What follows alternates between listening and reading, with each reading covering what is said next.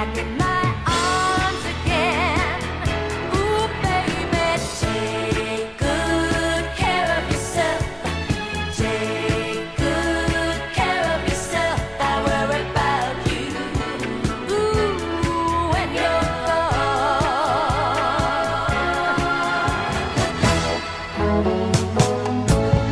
When will I see you again? When will our hearts beat together? Are we in love?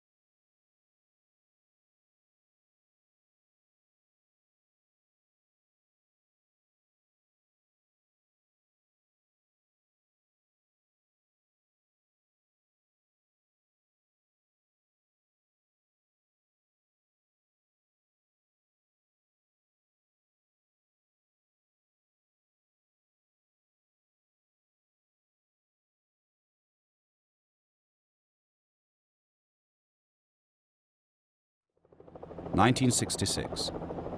The Labour government pledged to leave one of its last empire posts, the port of Aden, now part of Yemen, on the edge of the Arabian Peninsula. We were finding it more and more difficult with the pressures on our economy internally to maintain forces overseas. By the time we left, British forces everywhere were an irritating factor, a provocative factor, and not a stabilizing one. Crater City was the oldest district in this Yemeni port and its Arab heartland. Who controlled Crater controlled Aden. A British regiment, the Royal Northumberland Fusiliers, was maintaining British rule. Basically the crater, which is in Aden, it's an extinct volcano. It's about 2,000 feet high, some of the peaks. Everywhere you look, you see, you can't get away from the crater wall, you can't get away from the fact that it is inside a volcano. Everywhere you look, you see that sheer wall going straight up. The British presence was under attack from two rival groups: the National Liberation Front, the NLF, and the Front for the Liberation of South Yemen, FLOSSY, backed by Egypt's President Nasser. Are we running? So get out of it! This could be one of the biggest battles yet. The British troops are now going in to try and knock out the FLOSSY regular machine gun posts. Let's fire from both sides.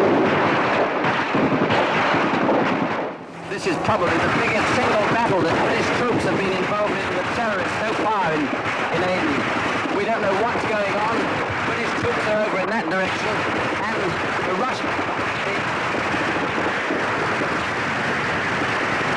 FLOSSY commandos are down in that direction, and we're right in the middle.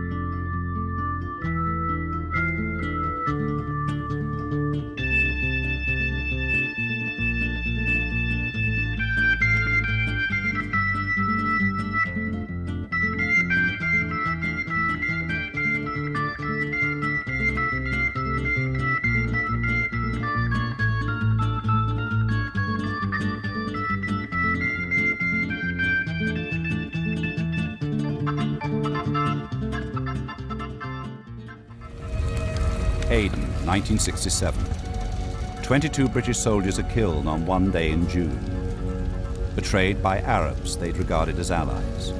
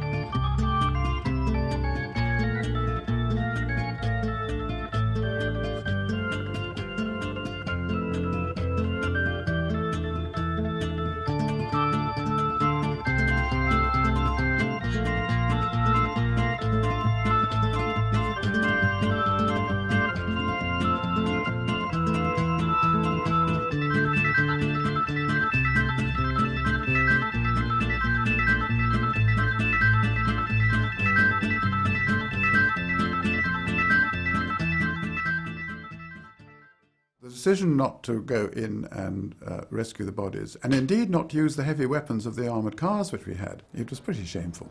It was extremely galling at the time that the British Army weren't able to get out there, wounded and they're dead, and just left them. Crater became a no-go area for British troops for weeks. Political expediency, I think it's called, isn't it? The British government felt that if you shot an Arab terrorist, that was provocative and was going to make the situation worse, and it might have repercussions anywhere else in Aden.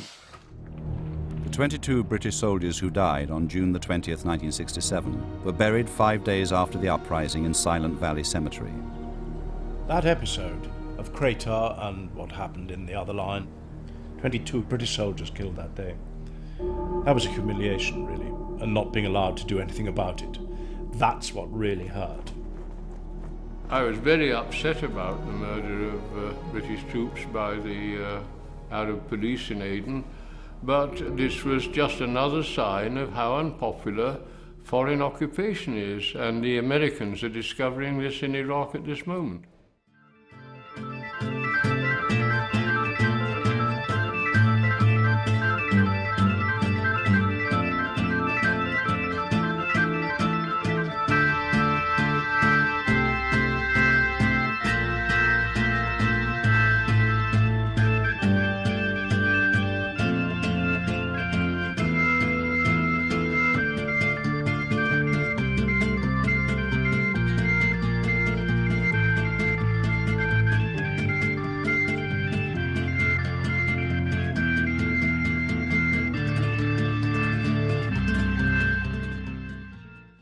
Such battles forced the British government to seek talks with those it considered terrorists.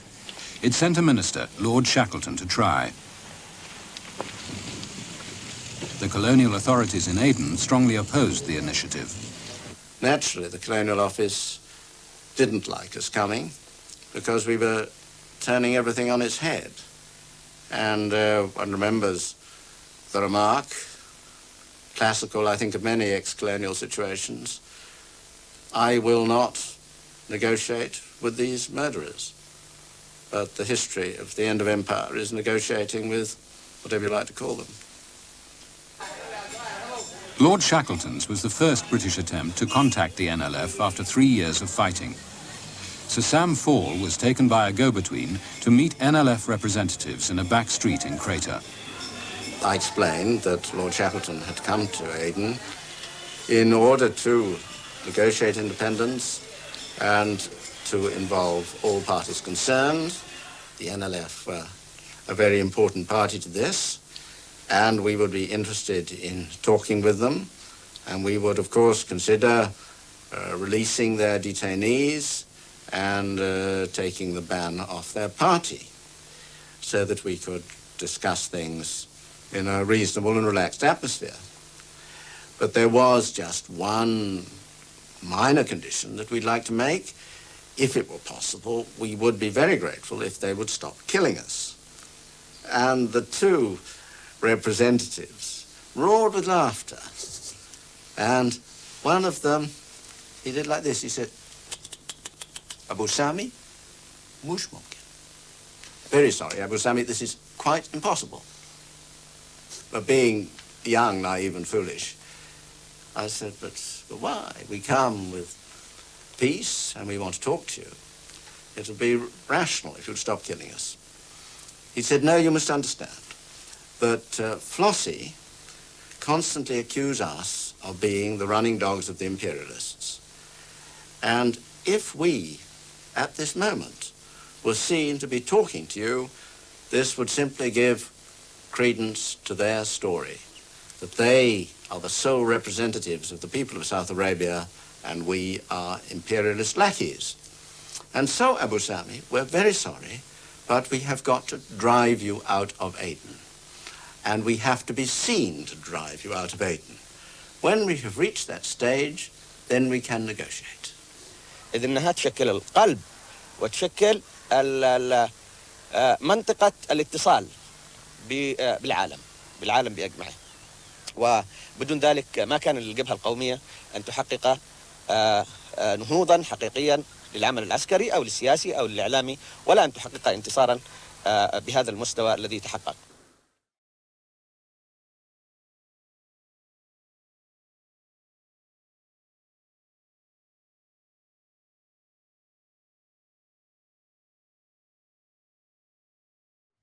It was a different day for me because it was my day off. I was a bit bored. I was leaning on the balcony. One of the Land Rovers pulled up and some of the guys jumped in. They said, do I want to come along? I said, I'd love to. We must have been doing 50 miles an hour. And as we approached the barracks, the machine guns up.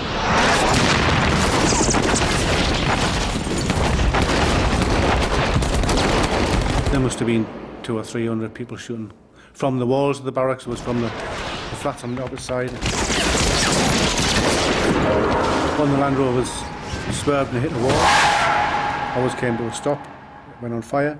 We all jumped out. There were 2 British vehicles outside and they were destroyed and all those in the vehicles were killed. The vehicles were attacked from all directions. They were shooting from everywhere. I didn't think I was going to make it. I didn't think I was going to make it at all. So much adrenaline going through you that all your senses become hyper sharpened. You look at him, he's been shot, he's run down the road on fire. You look around, I must have seen a doorway, probably didn't register, and it just, I thought, I have to move, I've got to get out of this situation, I've got to get away from where I am at the time. When I made the decision to stand up and run, everybody was dead.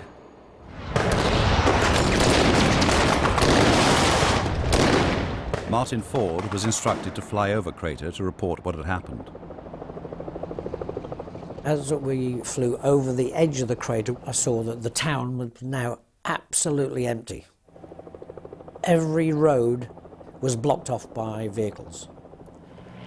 And as I flew over, I could see that there were 2 Land Rovers there, on fire, bodies lying all round, and lots and lots of shooting.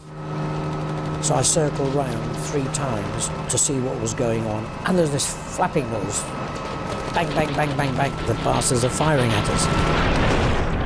John Story made it to the roof of the building he'd escaped to. On the next roof, there was 2 guys shooting at the helicopter going across.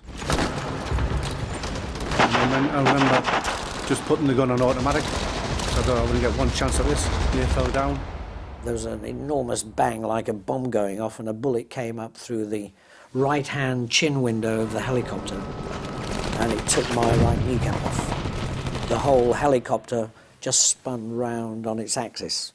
While it was doing that, I sent out a mayday call.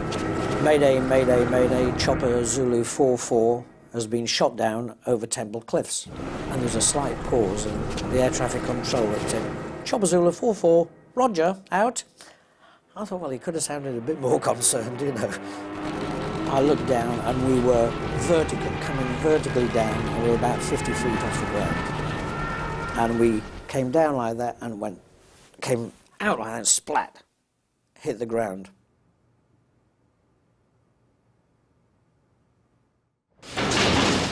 The only survivor, John Story, was desperate to escape. but was spotted and shot at by the armed police. I thought, if they're coming after me, I'll jump off the roof. Just kill myself. That's what I thought. I'll just do a swan dive off the top of a 6-story block of flats. I'd resigned to it anyway. I suppose you just accept what's going to happen. And then, I suppose anger probably takes over. So you don't become afraid, you just say, to hell with it. Terrified the Arab police would catch him, John Story was desperate for a place to hide and took a family hostage in their flat. I'd used the last of my ammunition, the last half dozen rounds or whatever, on the roof to kill the other 2 guys on the roof. The rest of the day was a bluff. I remember asking him for a drink of water. He gave me a bottle of water. I made him drink it first. I was so paranoid. It was strange. Then about 2 o'clock, the armoured cars started coming in. I suppose I prayed to God and said, get me out of this and I'll go to church every Sunday or something. I suppose you turn to God when you're just about to die, don't you? Alone in Crater and with no prospect of rescue by the British, John Story was being hunted down. He jumped 60 feet out of the window to escape the armed police hammering on the door outside. Looked back the direction I'd come in, there was people hanging out the blocks of flats shouting, pointing to where I was. Obviously shouting, he's down there. But then I got into a corner and I got trapped. While the British were forced to wait on the rim of Crater, the Arab police had captured John Story. They started putting all the bodies back into a big wagon, police wagon, 3-ton wagon. And they put me in the front seat, me being the only one alive. So I'm sat in the vehicle and I thought, this is it. Because everything was narrow, everybody was shouting and screaming, going berserk. And when I asked the wagon driver what was happening, he said, the crowd want to kill you. It was like somebody waved a magic wand. One minute there's a mass murderous crowd with guns wanting your blood, and next minute the street's deserted and you're sat in a wagon by yourself and everybody's crouching near walls. British snipers on the ridge opened fire on the Arabs in Crater. Middle East Command did not stop them. For the rest of the day, Crater became a killing zone. John Story made it to safety with the help of some Arab police who now regretted their actions. But despite several attempts, the British were unable to retrieve the bodies of Story's colleagues for a further 24 hours. The Arab nationalists now claimed victory in Crater. I got shot through the arm. I thought if I stay, I'll get a 1 hour chance. He asked me what the worst moment in Aden was. When I was in hospital, everybody was bringing me cigarettes. And I'd stopped smoking for 7 weeks prior to that. Obviously, I started smoking again. That's the worst thing.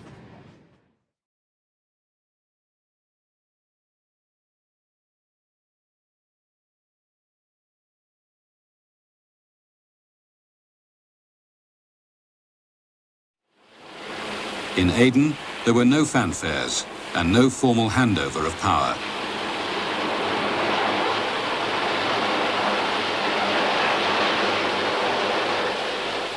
Regimental flags were lowered. At 1:45, the helicopters lifted the final 330 men from about 10 positions around the perimeter of Aden.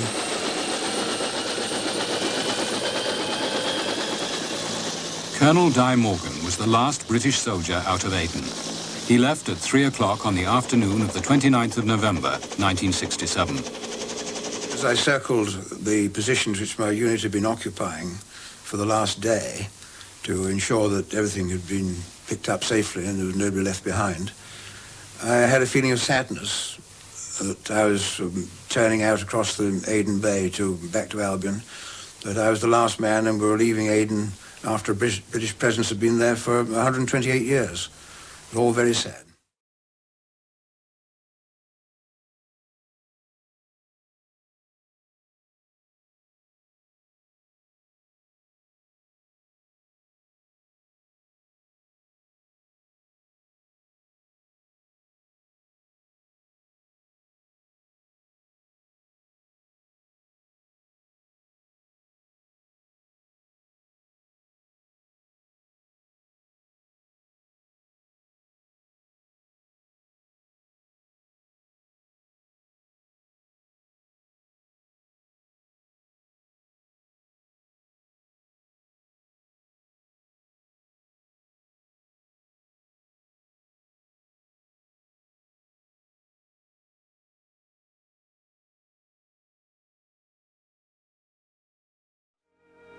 This is Audley Court in Newport in Shropshire. It used to be the Workhouse Infirmary. Now it's run by a charity called Combat Stress, helping servicemen and women who've been traumatised by war.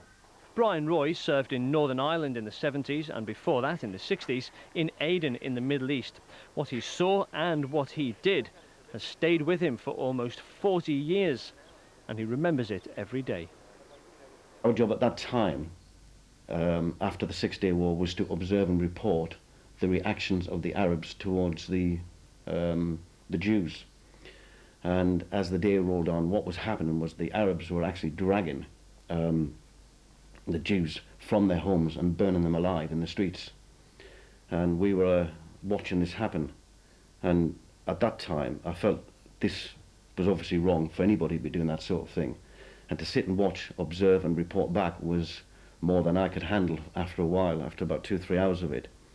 Wrongly or rightly, and obviously I guess in military terms it was wrong, we were unusually issued with a machine gun because we were in a static position. And I took the decision to lay some firepower down. My intention was not to kill anybody, it was simply to stop the Arabs from burning the Jews, or to stop this whole thing from going on.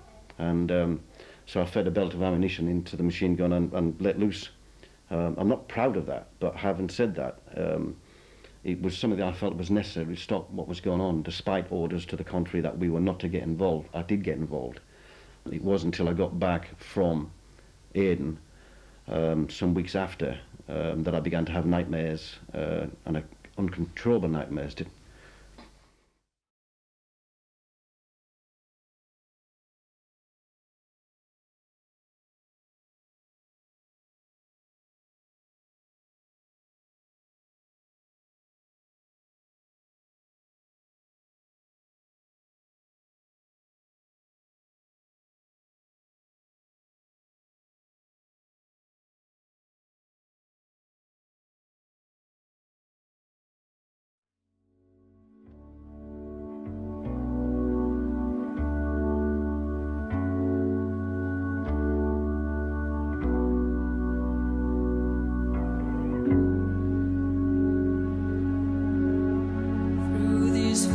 Of destruction, baptisms of fire, I have witnessed your suffering as the battle raged hard, and though it hurt me so bad, in a fear and alarm, you did not desert me, my brothers in arms.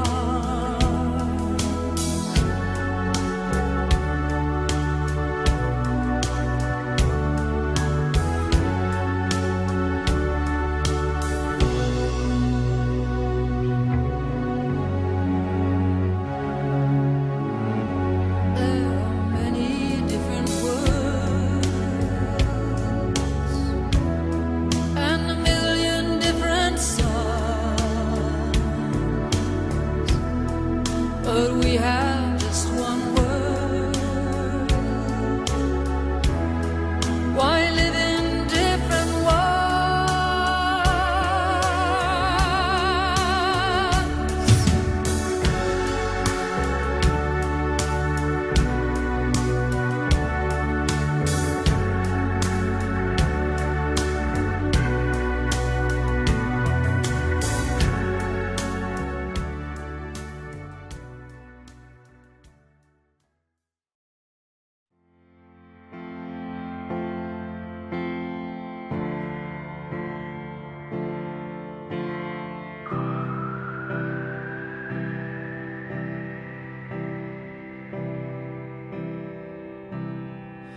Just stop your crying, it's a sign of the times.